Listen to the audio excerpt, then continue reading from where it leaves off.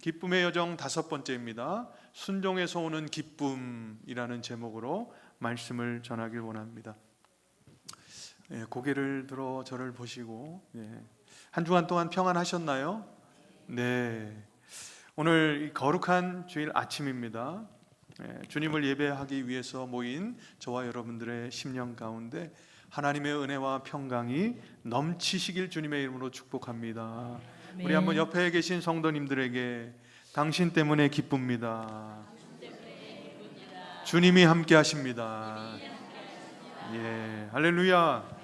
우리 한번 이 설교를 열면서 여러분들에게 질문을 던지길 원하는데요, 우리 교회 학교 친구들이 한번 맞춰주셨으면 좋겠습니다. 목사님이 선물이 나갈 수 있습니다. 집중하시고 눈을 크게 뜨시고. 자, 이 세상에서 가장 높은 산은 어디일까요? 허권! 손 들어놓고 박수 한번 주세요. 우리 허건이는 중학생입니다. 그걸 모르면 안 되는 거죠. 이따가 봅시다. 자, 우리 그러면 또 한 가지 질문, 이 정도는 맞춰야죠. 우리 허건 보세요. 자, 그러면 에베레스트 산 가장 높은 고지는 몇 미터입니까? 몇 미터? 몇 미터? 기쁨아, 은율이 250m? 자, 따라해 봅시다. 8,848m. 어마하게 높죠. 여러분, 이 산을 오를 때 있잖아요. 이들에게, 오르는 사람들에게 철칙 한 가지가 있대요. 뭐냐? 그분이 아무리 몇십 년을 이 산을 올랐어도, 또 많은 경험이 있어도, 또 그리고 이 영하 수십 도의 추위나 고산병, 이런 게 문제가 되지 않아요. 이것을 어기면 그 사람은 산을 못 올라가요. 그게 뭐냐? 아무리 몸이 튼튼하고 지식이 뛰어나고 또 수십 년 경력이 있을지라도 그 현지에 셰르파라고 하는 가이드의 말을 순종하지 않으면 그 산에 오르지 못합니다. 왜냐하면요, 이 에베레스트 산에는요, 눈에 보기에는 너무나 평평하고 아름답고 안전해 보입니다. 우리 첫 번째 사진을 보여주시면, 이렇게 산이 너무나 아름답고 참 좋은데, 여러분 지금 갈라져 있는 크레바스라고 하는 이 부분이 있어요. 이게 눈이 내리고 쌓여서 저것을 살며시 이렇게 덮을 수가 있단 말이죠. 그러니까 그 지형에 대해서 잘 모르면 예쁘다 그러고 걸어가다가 쑥 빠져버리는 거죠. 그러니까 셰르파의 말에 순종하지 못하면 올라갈 수도 없을 뿐더러 가다가 저 구덩이에 빠져버리는 거예요. 여러분, 이 모습이, 이러한 상황이 우리의 인생길과 신앙길에도 완전히 똑같아요.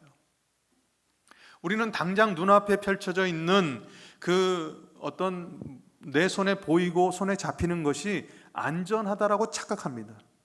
그래서 우리는 자꾸 주변 사람들의 말과 또 주변 사람들이 이야기한 것들을 가지고 내 지식으로 만들어서 우리는 그것이 옳은 길이라고, 그것에서 성공할 수 있다라고 장담하죠. 그런데 우리는 여기에 앉아 계신 누구도, 그 어느 누구도 한 치 앞도 내다볼 수 없는, 우리 인간의 눈으로는요 한 치 앞도 내다볼 수 없는, 우리 인생 가운데 숨겨져 있는 크레바스를 보지 못한다라고 하는 것이죠.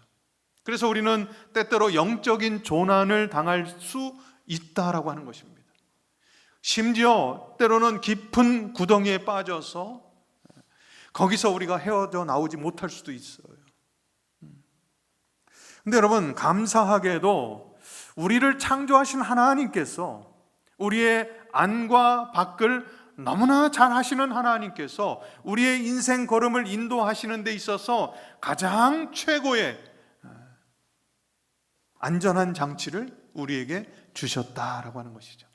그게 뭘까요? 이거 맞추면 우리 허건 오늘 유초등부 피자 다 쏩니다. 그게 뭘까요? 허지원. 예. 모른다고요? 예. 따라보지. 하나님의 말씀. 예, 이거 너무나 쉬운 건데 이걸 못 맞췄어요. 네. 여러분, 정말 최고의 가이드가 뭐예요? 이 성경 말씀이에요. 바로 우리 하나님 아버지께서 우리에게 주신 말씀이다 말이죠. 여러분, 이 말씀을 읽고 우리가 또 듣고 배우고 또 묵상하면서 우리는 누구와 가까워지는 거예요? 하나님과 가까워지는 것이죠. 심지어 하나님과 손을 잡고 가장 안전한 행복한 길을 걷는 인생 최고의 축복과 특권을 누리게 된다라고 하는 것이죠. 믿으시면 아멘. 아멘이시죠. 그런데 여러분, 우리는 왜 내 고집이 얼마나 위험한 것인지를 알면서도 수없이 실패를 했음에도 불구하고 왜 자꾸 하나님의 말씀보다 내 판단과 내 생각을 믿고 고집 부리는 것일까? 왜 우리는 주님의 뜻 앞에서 기쁨으로 머리를 숙이지 못하고 자꾸 마음속에서 원망과 불평을 쏟아내는 것일까? 오늘 본문 말씀을 통해서 우리를 순종하지 못하게 만드는 인생의 근본적인 내면의 문제를 우리가 한번 깊이 다뤄봤으면 좋겠습니다. 왜 여러분, 순종은 무거운 짐이 아니고요, 세상이 줄 수 없는 최고의 기쁨인데 왜 우리가 그것을 누리지 못하고 이렇게 내 고집만 내세우면서 고집불통 인생을 살아갈까? 여러분, 이 불통이라는 단어 매우 중요합니다. 인생에서 가장 답답한 것이 불통이에요. 불통이 뭐죠? 통하지 않는 것이요. 오늘 한번 12절 말씀 한번 다 같이 한번 읽어봤으면 좋겠어요. 한 번만 더요. 오늘 본문 12절 말씀 다 같이 한번 읽어봅시다. 시작. 그러므로 나의 사랑하는 자들아, 너희가 나 있을 때뿐 아니라 더욱 지금 나 없을 때에도 항상 복종하여 두렵고 떨림으로 너희 구원을 이루라. 할렐루야. 아멘. 아멘이시죠. 오늘 본문 속에는 사도 바울이 로마 감옥에 갇힌 채 여러분, 사랑하는 빌립보 교회 성도들을 향해서 가슴 절절한 권면을 쏟아내고 있다고 하는 것이죠. 오늘 이 12절의 말씀을 통해서 우리가 읽을 때 오해하지 말아야 할 부분들이 있어요. 오늘 본문에 가보면 두렵고 떨림으로 너희 구원을 이루라 라고 하는 문장을 보면서 내가 말씀을 온전하게 순종하지 못하면 구원받은 게 취소되는가? 내가 착한 일을 열심히 하고 피나는 노력으로 짜내야 비로소 내가 구원받은 것이 완성되는가? 여러분, 이러한 이 영적인 불안감과 공포에 사로잡혀 있다면 여러분 자유할 수 있길 원합니다. 성경이 말하는 것은 그런 뜻이 아니에요.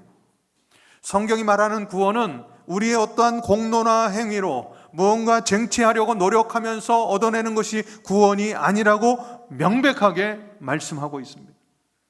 구원은 오직 예수 그리스도의 십자가 구속의 은혜로 그 말미암아 우리가 구원을 받는 것이죠. 그 예수님을 믿는 믿음이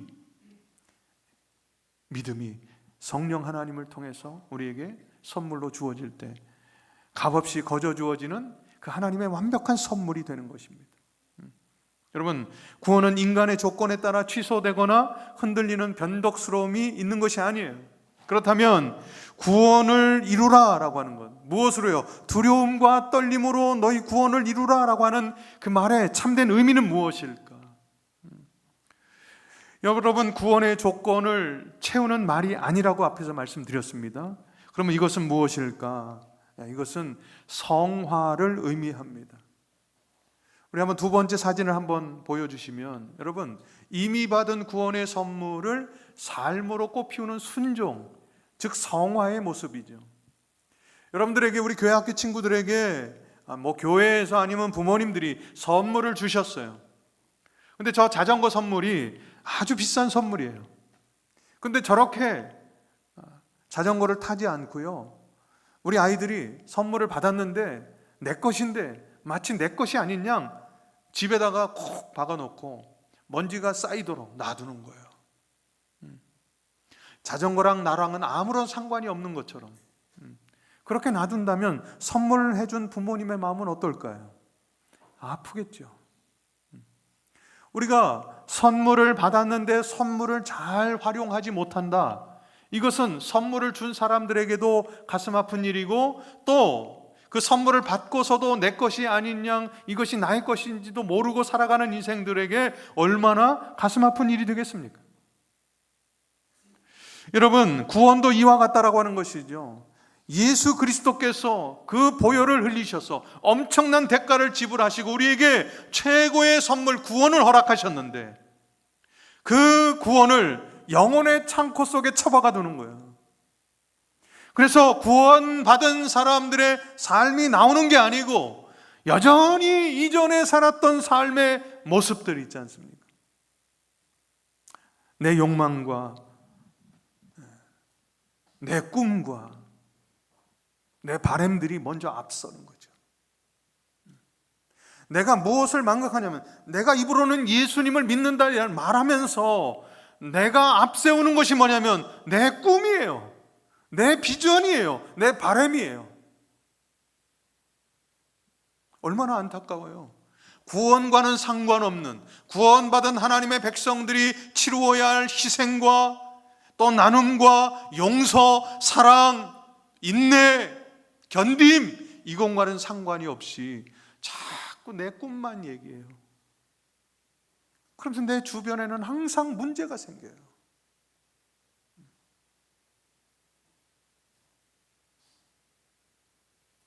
여러분, 얼마나 안타까워요.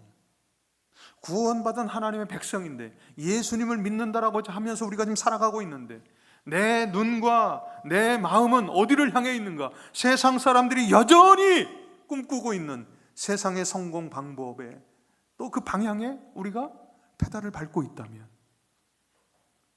구원받은 백성으로서의 삶, 여러분, 이 하나님의 말씀이 내 입에서 툭툭 튀어져 나와야 하는데, 그렇지 못하고 여전히 여러분 세상의 비속어들이 나오고, 여전히 나에게 집착해가지고요, 내 인생이 괴롭고 힘들다라고 하는 이야기만 해요. 내가 구원받은 하나님의 백성임을 망각해버린 것이죠. 그러니 하나님 보시기에 얼마나 안타깝겠어요.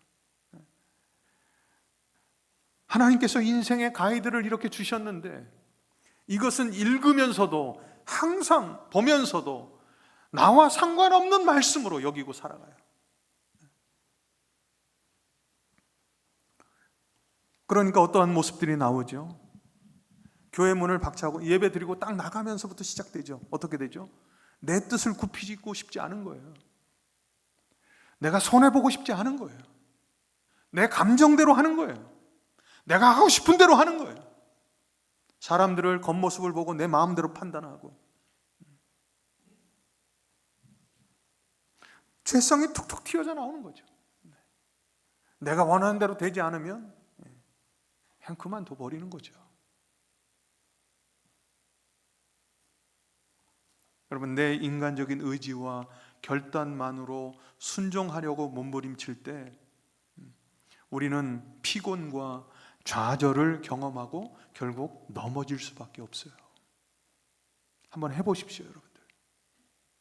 우리가 예수님을 믿고 예수님을 믿는 사람들이 말씀을 읽으면서, 말씀을 들으면서, 말씀을 배우면서 그 말씀들은 상관없이 나에게 중심되어져 내가 하고 싶은 것, 내가 원하는 것, 내가 바라는 것들에게만 초점을 맞추고, 그것들이 안 이루어지면 화를 내고 짜증을 내고 결국 여러분 몸부림치면서 갈등을 야기시키고, 그것은 선한 방법이 아니죠. 선한 길이 아니죠. 그러한 인생들을 옆에서는 무엇만을 경험해요? 피곤함이죠. 좌절이죠. 여러분, 그러니까 여러분, 그런 분들이 모여있는 공동체는요, 힘들 수밖에 없어요. 아무리 겉으로 아닌 척해도 여러분, 본질은 그래요. 내가 그곳에 서 있으면 문제투성해요. 아무리 거룩한 척해도, 왜요? 그건 가짜 거룩 아닙니까?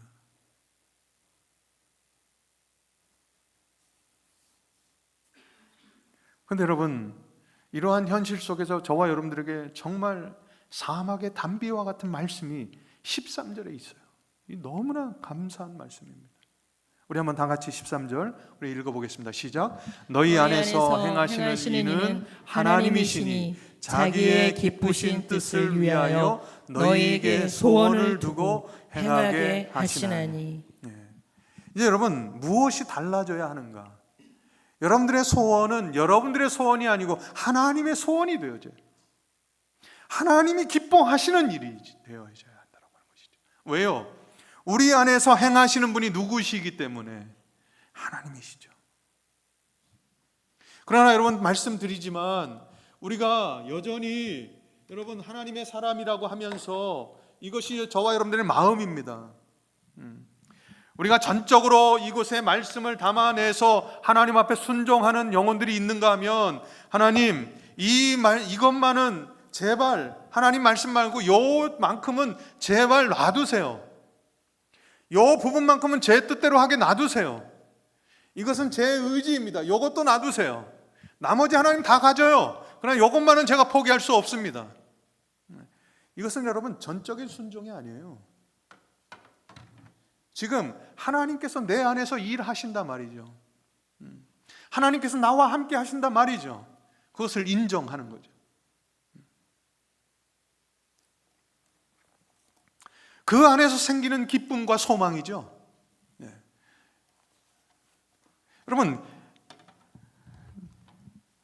이게 복음의 정수라는 것입니다. 복음의 정수.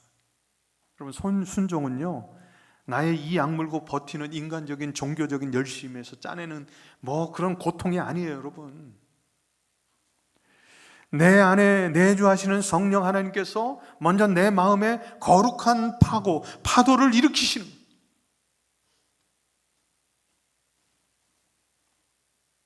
그래서 여러분, 예수 믿는다는 분들이 어느 날 문득 180도 바뀌잖아요. 이제 불평은 그치고 말씀대로 살고 싶다.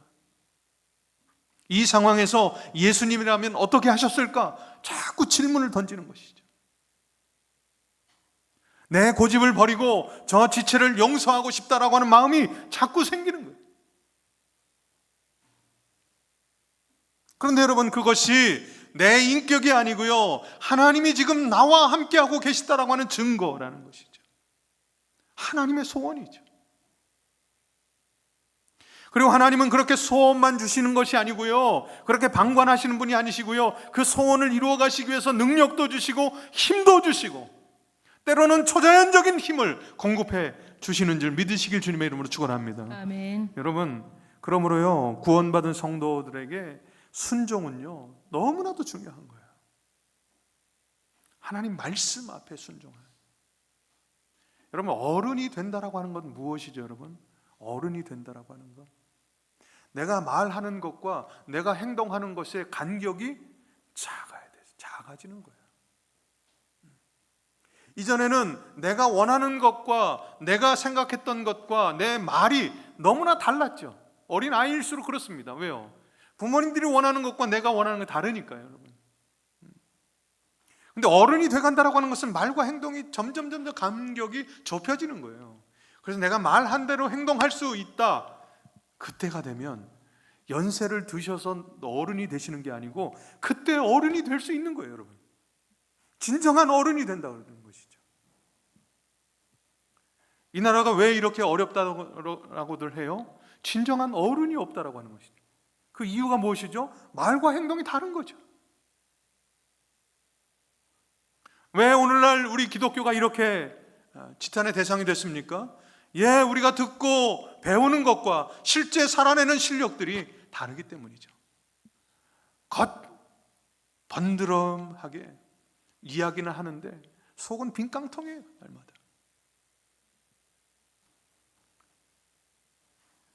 아무리 여러분 하려고 해도요, 드러나게 돼 있어요.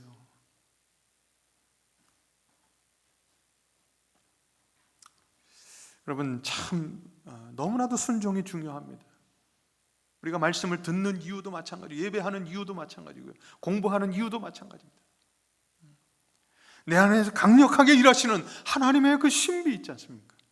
그 말씀이 좀 내 삶에서 역사하시는 역동성을 우리가 느낀다면, 여러분, 우리는 진정한 어른으로서, 우리 가정의 가장으로서, 또 이 시대 속에서 진정한 어른으로서 저와 여러분들이 하나님 앞에 쓰임받을 줄 믿습니다. 여러분, 그 은혜를 여러분들이 사모하면서 나아가셔야 되는 거죠. 그러기 위해서 필요한 게 뭐냐? 순종이라는 것이죠. 우리 한번 읽지는 않았지만 우리 지난번 읽었던 말씀인데요, 우리 한번 2장 5절에서 8절을 우리 한번 다 같이 한번 읽었으면 좋겠습니다. 우리 한번 다 같이 한번 말씀을 가보실까요? 2장 5절에서 8절입니다. 우리 한 목소리로 다 같이 한번 읽으십시다. 시작. 너희 안에 이 마음을 품으라. 곧 그리스도 예수의 마음이니 그는 근본 하나님의 본체시나 하나님과 동등됨을 취할 것으로 여기지 아니하시고 오히려 자기를 비워 종의 형체를 가지사 사람들과 같이 되셨고 사람의 모양으로 나타나사 자기를 낮추시고 죽기까지 복종하셨으니 곧 십자가에 죽으심이라. 할렐루야. 아멘이시죠. 여러분, 한번 잘 생각해 보시자고요. 세상이 정의하는 순종과 복종의 이미지를 한번 여러분 떠올려 보십시오. 굉장히 부정적이고 수동적이죠. 왜 그렇죠? 힘없는 피지배자가 힘이 강력한 지배자 앞에서 살아남기 위해서 비굴하게 무릎을 꿇는 것을 무엇이라고 얘기하죠? 순종이라고 이야기합니다. 혹은 약한 자가 권력의 압박에 못 이겨 어쩔 수 없이 고개를 숙이는 이 억압의 굴복의 이미지를 떠올릴 수밖에 없죠, 세상에서는요. 그러나 오늘 성경 말씀은 저와 여러분들에게 순종의 의미를 무엇이라고 가르치고 있죠? 예수 그리스도를 통해서 우리에게 분명하게 가르치고 계십니다. 힘이 모자라거나 능력이 없어서 억지로 굴복하신 연약한 분이 아니시다. 온 우주 만물을 창조하시는 하나님인 그분께서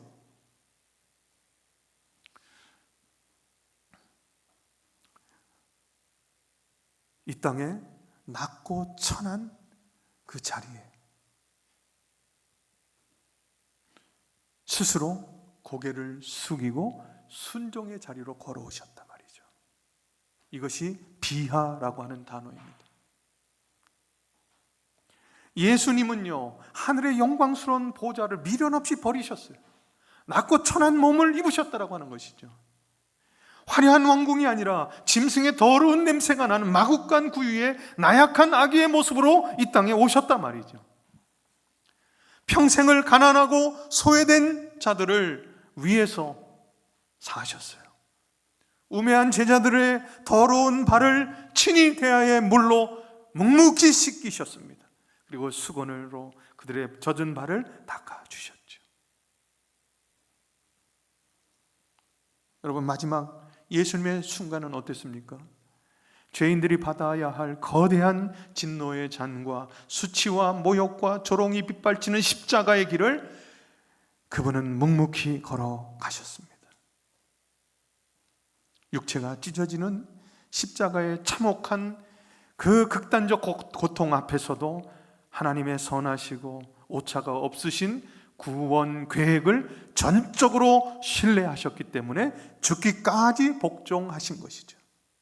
왜 이토록 예수님이 처절하게 자신을 낮추시고 하나님의 뜻 앞에 순종했습니까?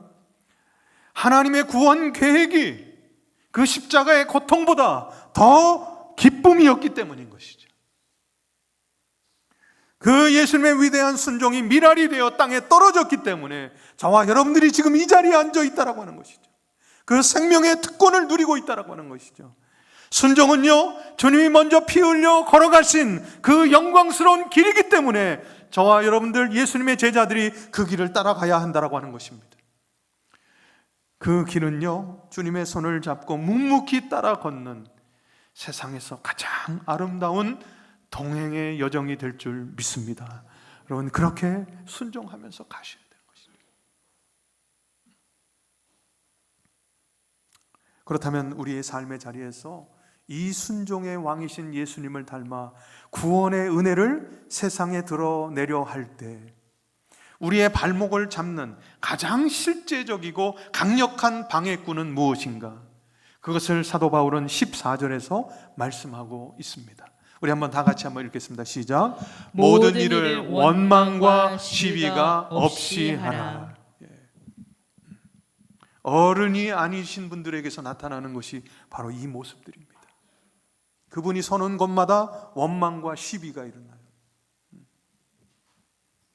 올바른 그리스도의 제자들이 아닌 분들이 모여있는 무리 속에서는 원망과 시비가 끊임없이 일어납니다. 바울은 순종을 가로막는 가장 큰 위대한 가장 큰 적을요 무엇이라고 봤는가? 원망과 시비라고 봤습니다. 여러분, 이제 앞으로 여러분들이 선 공동체에 원망이 일어나고 또 시비가 일어나지 않습니까? 그것은 무엇을 의미하는가?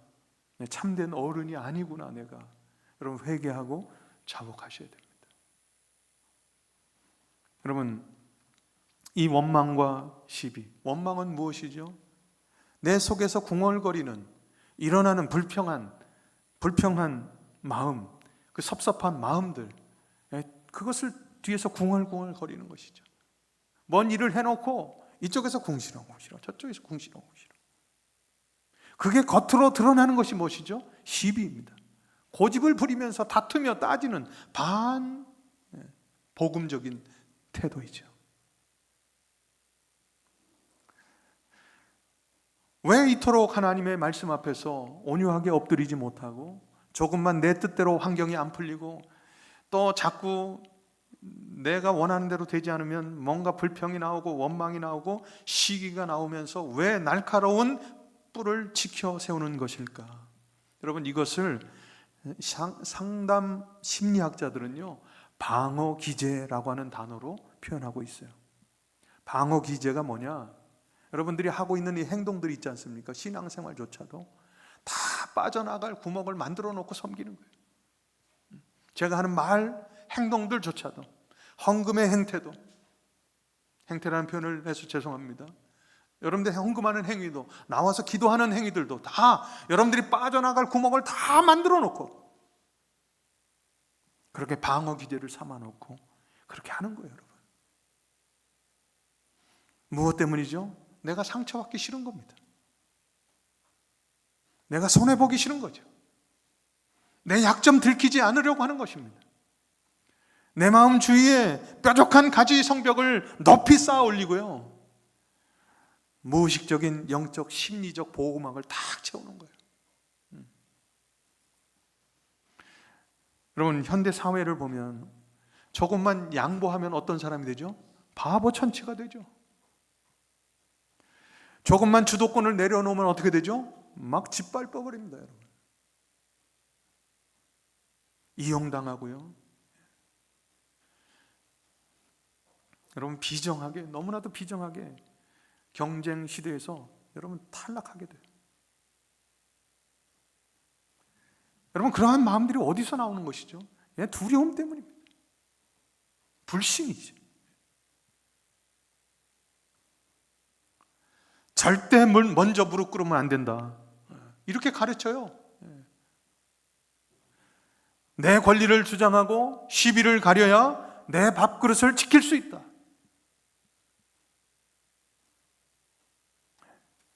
지독하게 우리 부모들이 그렇게 가르칩니다.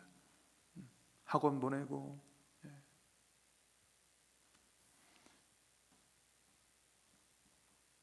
근데 여러분, 그 두려움의 방어 기제가 영적인 자리까지 그대로 이어진다라고 하는 것이죠. 하나님의 말씀이 나의 이기적인 삶을 바꾸고 변화시키는데 전혀 일도 사용되지 않아요.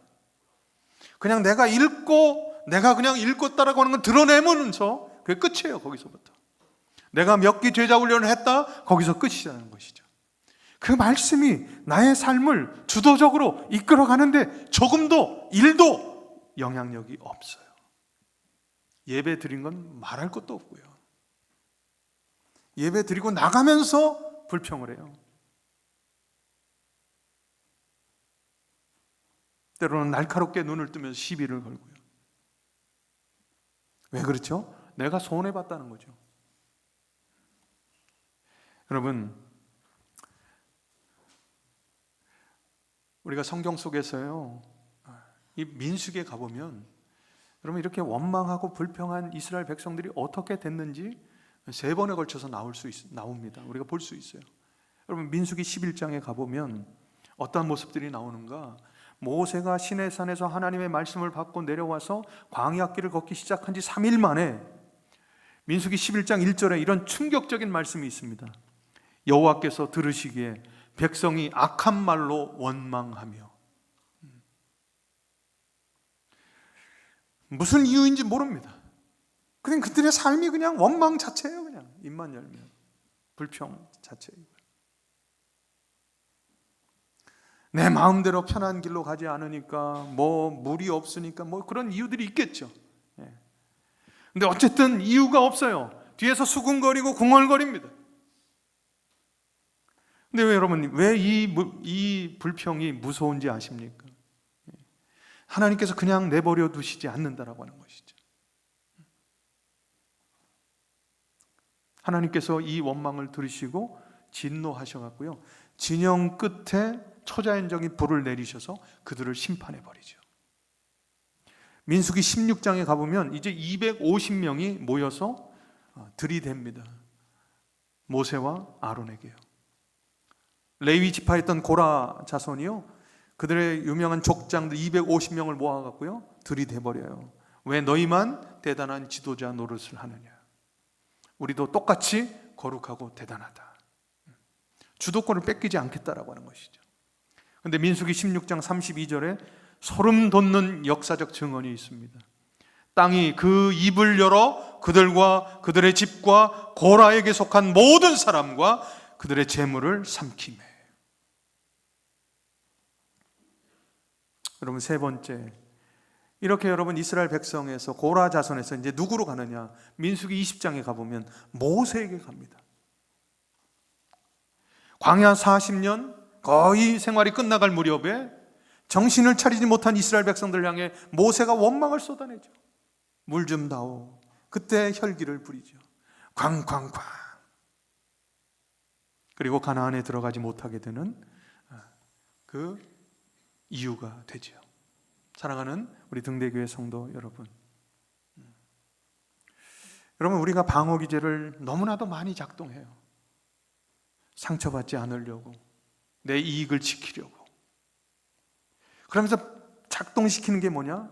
자꾸 불평과 원망을 합니다. 그래서 내 영혼을 좀먹죠. 그것들은 여러분 내 영혼에서 끝나는 게 아니고 우리 공동체를 멸망으로 이끌어가는 거죠. 부모가 자녀들에게, 자녀가 부모들에게, 성도가 성도들에게 원망과 시비로 다가가면요, 그 공동체는 계속 가라앉아요.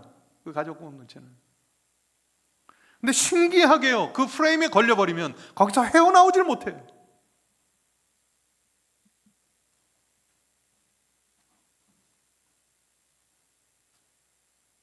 근데 여러분, 하나님께서 15절에 반전의 역사를 쓰세요. 반전의 역사. 우리 한번 15절 다 같이 한번 읽었으면 좋겠습니다. 시작. 이는 너희가 흠이 없고 순전하여 어그러지고 거스르는 세대 가운데서 하나님의 흠없는 자녀로 세상에서 그들 가운데 빛들로 나타내며. 여러분, 이는 너희가 흠없고 순전하여, 어떻게 하면요? 하나님의 말씀을 붙들고 하나님의 말씀 앞에 복종하고 순종하면, 여러분 어떻게 해요? 너희가 흠이 없고 순전하여 어그러지고 거스르는 세대 가운데. 여러분, 어그러지고 거스르는 세대는 바울 시대에도 그랬고 오늘날도 그렇습니다. 어그러지고 거스르는 세대. 어그러진다는 게 뭐예요? 하나님 뜻에서 어긋나는 것이죠. 하나님의 뜻을 밟고 일어서는 것이죠. 그런 시대, 오늘날과 똑같이 바울 시대에도 동일했습니다. 자기들이 주인인 세상이죠. 근데 여러분, 그런 시대 가운데에서 하나님의 말씀을 붙드는 인생, 하나님의 말씀이 먼저 앞서는 인생은 다른 삶을 살게 하신다라고 하는 것이죠. 이 세상에 가운데서 빛과 같이 빛나는 삶을 살게 하나님께서 역사해 주신단 말이죠. 사랑하는 우리 등대교회 성도 여러분, 여러분 무엇을 방어 기제로 쓰고 계십니까? 혹시 여러분들이 한 번도 빠지지 않고 기도 생활한다라고 하는 것이 여러분 방어 기제가 되면 안 돼요. 여러분들이 남들이 안 하고 있는 걸 내가 섬기고 있다라고 하는 것을 방어 기제로 쓰시면 안 된다라고 하는 것입니다. 여러분들이 손해보기 싫어하고 여러분들이 지금 세상과 다를 바 없이 생각하고 마음 먹고 걷고 있는 그 길 있지 않습니까? 그럼 그것들이 다 하나님께서는 무엇이라고 얘기했느냐? 원망과 시비라고 말씀합니다. 비록 사람들에게 하는 것 같지만 여러분 그것을 누구에게 하고 있는 거예요? 예, 하나님께 하고 있는 것이죠.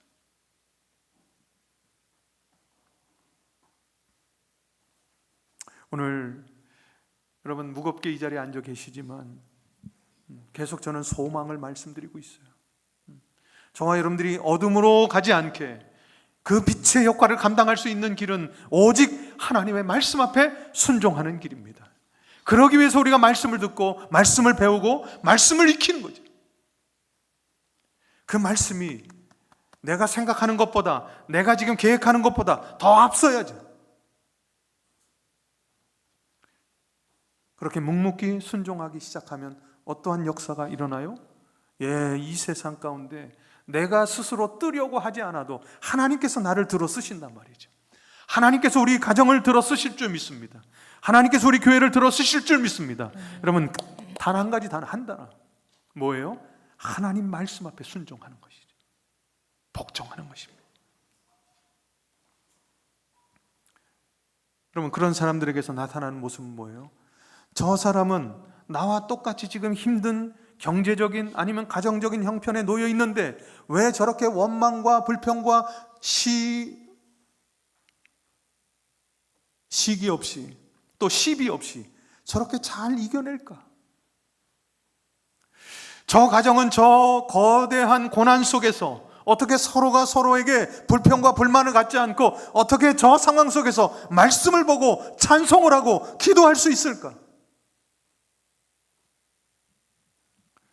여러분 이런 소리들이 우리의 모습을 통해서 들려줘야 되지 않겠습니까? 야, 등대교회는 어떻게 저렇게 지금 다들 어렵다라고 하는데 어떻게 저렇게 일어서고 있는가 말이죠. 이게 무엇 때문이에요? 하나님 말씀 앞에 순종하고 복종하고 그 말씀이 나보다 앞설 때 나타나는 역사인 줄 믿으시길 주님의 이름으로 축원합니다. 아멘. 여러분 거기에는 예외가 없어요. 여러분들의 생각, 여러분들의 뜻, 여러분들의 꿈, 여러분들의 비전 다 하나님 말씀보다 뒷전에 있어야 돼요. 그래야 여러분 이 어두운 세상에 유일한 대안이 이 교회, 이것이 교회의 본질의 모습이고요, 성도의 본질의 모습입니다. 저와 여러분들이 일상 속에서 이 하늘의 비밀을 선포하며 살기를 사도 바울도 원했고 예수님도 우리에게 원하셨단 말이죠. 그게 뭐냐? 하나님 말씀 앞에 순종이죠. 하나님의 뜻이 내 뜻이 되게 하는 것이죠. 하나님, 내가 복음 위에 평생을 바쳤는데 헌신하고 교회를 세웠는데 내 노년 왜 이렇게 비참하고 이렇게 감옥에서 제가 썩어야 합니까? 여러분 사도 바울은 그렇게 고백하지 않았어요. 그 현실 속에서조차도 그는 빛이신 하나님의 말씀을 따라 저와 여러분들에게 오늘 이 빌립보서의 말씀을 선포하고 있는 것이죠.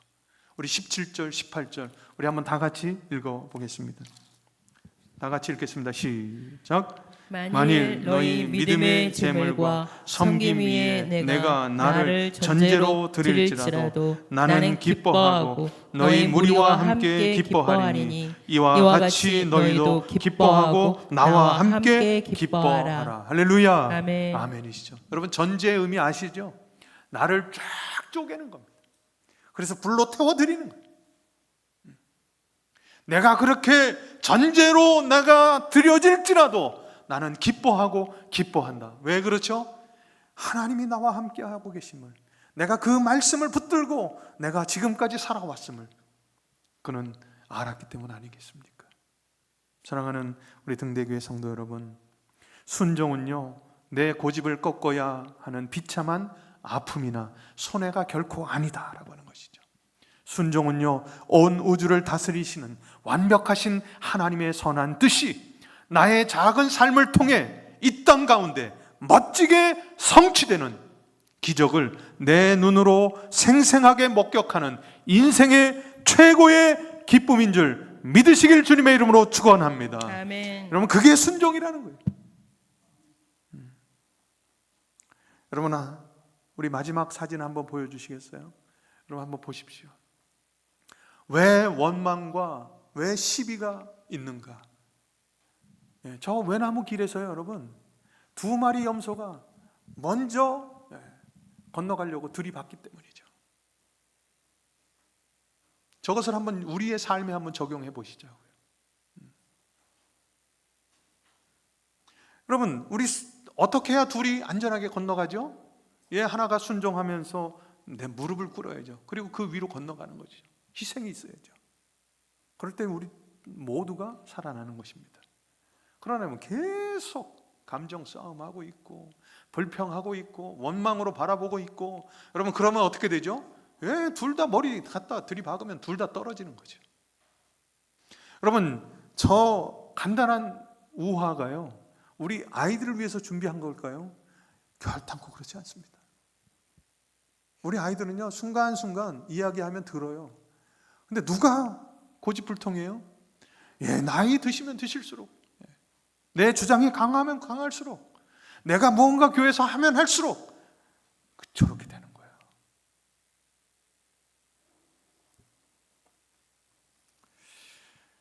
여러분, 저것이 정말 웃고 넘길 이야기가 아닙니다. 저와 여러분들, 예수를 믿고 있다고 하는 저와 여러분들의 현실이고요, 삶이지요. 여러분, 함께 가라앉길 원하십니까? 아니면 함께 살기를 원하십니까? 그러면 순종하셔야 돼요, 말씀 앞에. 그리고 겸손하게 낮아지셔야죠. 여러분, 부모이기 때문에 아이들을 내 가치관으로, 내 생각으로 여러분 그들을 바라보는 거, 여러분 이것도 죄입니다.